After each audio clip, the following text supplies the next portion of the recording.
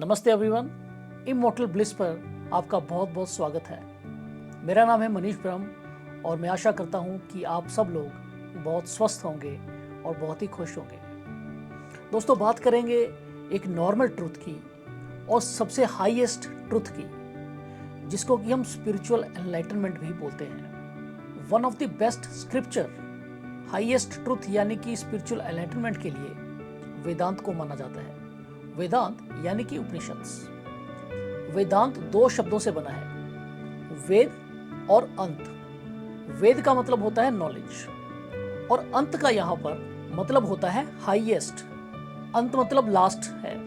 ये लास्ट इसलिए है क्योंकि हर एक वेद के जो एंड पॉइंट होता है उसमें उसकी हाईएस्ट नॉलेज बताई जाती है, जो कि जिसको हम ज्ञान खंड बोलते हैं। तो लिटरली भी सही है कि वेदों के एंड पार्ट्स में जो हाईएस्ट नॉलेज है उन सबको कंपाइल करके उपनिषद बनते हैं। परंतु यहाँ पर इस अंत को हाईएस्ट नॉलेज की तरह बोला गया है। ए टू बी हमें जाना है, तो ए हमारा स्टार्टिंग पॉइंट है और बी हमारा अंत का पॉइंट है। अब मान लीजिए कि आपने एक हिल के टॉप पर जाना है, तो आप स्टार्ट करेंगे बेस से।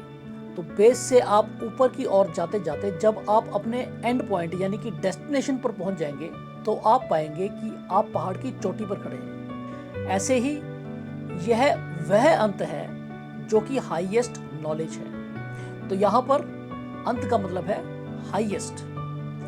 एक एग्जाम्पल के साथ समझते हैं कि वहां कोई व्यक्ति बैठा है, तो ये रियल है, ये सच्चाई है। अब हम इसी बात को बोल देंगे कि राम नाम का लड़का वहां पर बैठा है, तो ये भी सच्चाई है। जो हमने इससे पहले बोला वो भी सच्चाई थी, ये बोला ये भी सच्चाई है, पर ये थोड़ी सी क्लियर सच्चाई है। ऐसे ही हम बोलेंगे कि राम बेंच पर बैठा हुआ है, तो ये भी सच्चाई है, ये थोड़ी सी और क्लियर है। फिर हम बोलेंगे राम बेंच पर बैठा हुआ बुक पढ़ रहा है, तो ये उससे भी थोड़ी सी ज्यादा क्लियर है। अब देखिए, जैसे जैसे हमें ज्यादा क्लियर होता जा रहा है, वैसे वैसे हम और क्लियर ट्रुथ की तरफ जाते जा रहे हैं, या फिर कह सकते हैं कि हायर ट्रुथ की तरफ जा रहे हैं। फिर हम बोलते हैं कि राम जो कि 30 साल का लड़का है, वे बेंच पर बैठा हुआ किताब पढ़ रहा है। ये एक और सच है, पर थोड़ा सा डीपर सच है, क्योंकि हमें चीजें क्लियर हो रही हैं।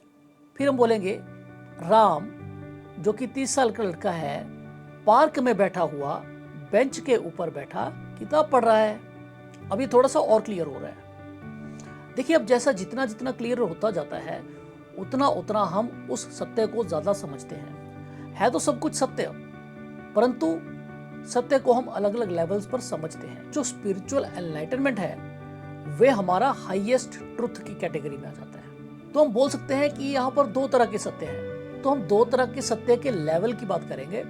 जो हमें थोड़ा थोड़ा धुंधला दिखाई देता है वे हाफ ट्रुथ है, मतलब जिसके बारे में हमें क्लियर नॉलेज नहीं है, वे हाफ ट्रुथ माना जाता है। और जो सत्य आपको क्लियरली पता है उसको हाईएस्ट ट्रुथ माना जाता है। तो वेदांत हमें हाईएस्ट ट्रुथ की तरफ लेकर जाता है। पहले बात करते हैं कि हम कौन हैं। इसके भी अलग अलग लेवल्स ऑफ ट्रुथ रहेंगे। सबसे पहले हम सोचते हैं कि हम हमारा प्रोफेशन है। कोई टीचर है, कोई इंजीनियर है, कोई डॉक्टर है, कोई पायलट है।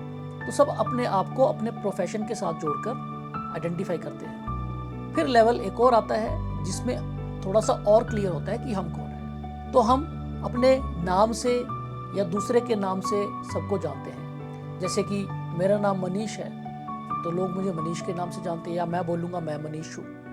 या फिर किसी का नाम राम है तो वो बोलेगा कि मेरा नाम राम है, लोग भी उसको राम के नाम से ही जानते हैं। किसका नाम एंड्रयू है तो लोग भी उसको एंड्रयू के नाम से जानते हैं, और वे भी अपने आप को एंड्रयू के नाम से जानते हैं। तो ये एक और लेवल है हमारे अस्तित्व का, हमारे सत्य का।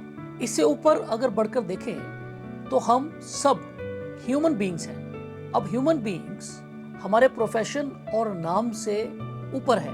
हम सभी ह्यूमन बीइंग्स हैं, ये हमारी रियलिटी है। और फिर इन सब से ऊपर का सत्य जो है वह है कि हम प्योर कॉन्शियसनेस है। जब हम अपने ही प्योर कॉन्शियसनेस को, अपने अस्तित्व को जानते हैं, उसी को हम बोलते हैं स्पिरिचुअल एनलाइटनमेंट। और वेदांत यानी कि उपनिषद हमें इसी प्योर कॉन्शियसनेस की नॉलेज देते हैं।